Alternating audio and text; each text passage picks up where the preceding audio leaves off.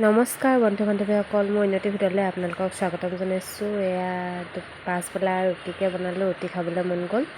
কেতিয়াবা ডাৱৰীয়া বতৰ কি খাওঁ কি নাখাওঁ লাগি থাকে, সেইকাৰণে ৰুটিকে বনালোঁ। আজি দিনটো বৰষুণে দি আছে, এতিয়াও দিয়ে আছে বৰষুণ, সেইকাৰণে ৰুটি খাবলৈ মন গ'ল, ৰুটি বনালোঁ। তাৰপিছত আজি ৰুটিৰ লগত মই বনালোঁ এইফালে আলু ভাজি বনালোঁ। আলু, কণী, বিলাহী দি কিনি ভাজিছিলোঁ আলুখিনি।